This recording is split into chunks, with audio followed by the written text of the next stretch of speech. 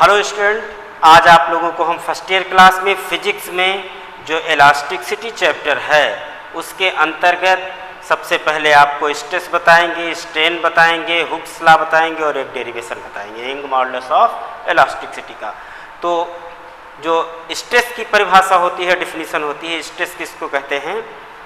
Stress में जो restoring force किसी ऑब्जेक्ट पर अप्लाई किया जाए, इलास्टिक बॉडी हो तो रेस्टोरिंग फोर्स जब उस पर अप्लाई किया जाता है तो क्रॉस सेक्शनल पर यूनिट क्रॉस सेक्शनल एरिया पर applied restoring force is called stress. Means प्रति एकांक क्षेत्रफल पर जो प्रत्यानयन बल किसी प्रत्यास्थ वस्तु पर कार्य करता है उसको हम उसको कहते हैं स्ट्रेस, यानी प्रतिबल कहते हैं। अब विकृति के लिए स्ट्रेन क्या होती है? प्रत्यास्थता की सीमा के भीतर किसी वस्तु पर बल लगाया जाए। तो जब किसी वस्तु पर बल लगाते हैं तो उसकी लंबाई में वृद्धि होती है। तो लंबाई में वृद्धि और प्रारंभिक लंबाई का रेशियो स्ट्रेन कहलाता है, विकृति कहलाता है। In the ratio of increase in length and initial length is called strain.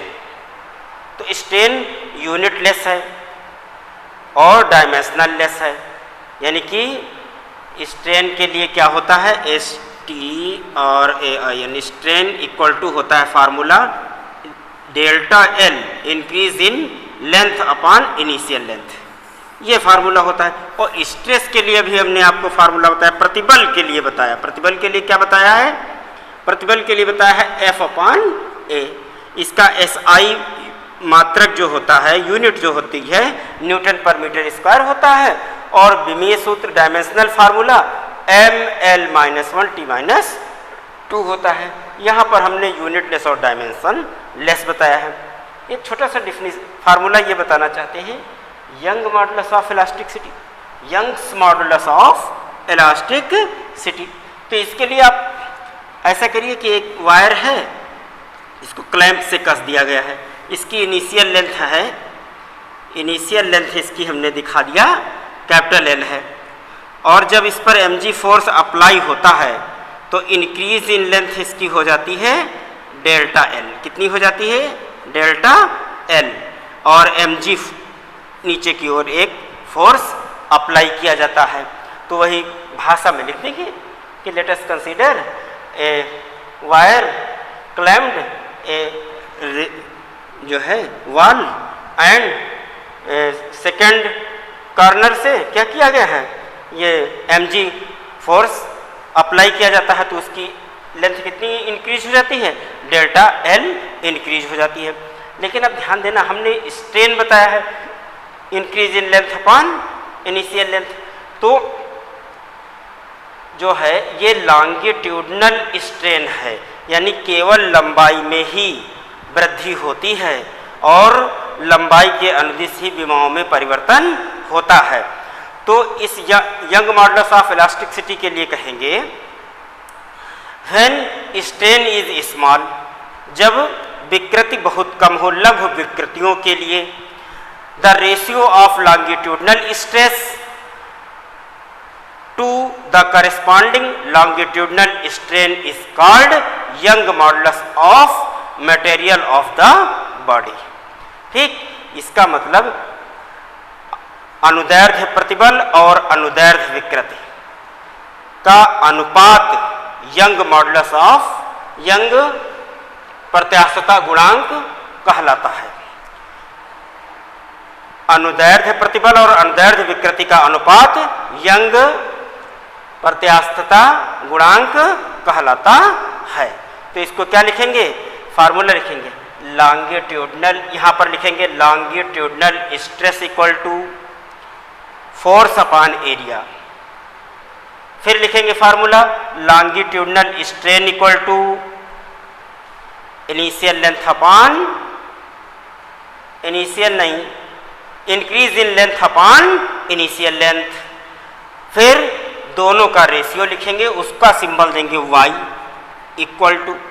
अब हमने बताया था stress, longitudinal stress, it means F upon A, F upon A, restoring force upon cross sectional area, upon longitudinal strain यानी delta L upon capital L।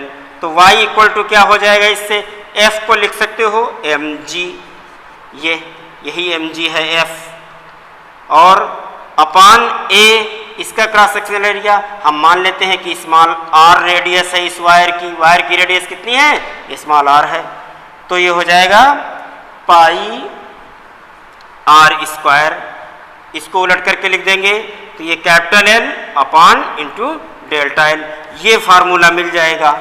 इसका भी सीधे सीधे use करना होता है, mgl upon pi r square delta L।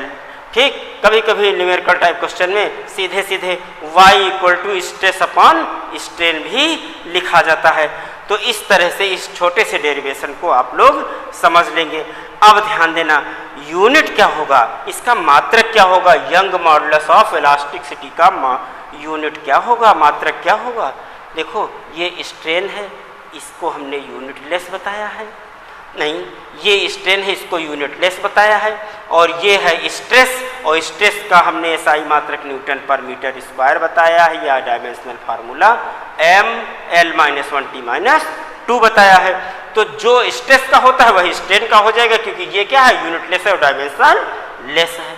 तो y equal to क्या हो जाएगा, F अपॉन A का जो डायमेंशनल फार्मूला, और तो पास्कल भी PA भी सिंबल देते हैं, y की का ये PA पास्कल भी यूनिट दिया जाता है।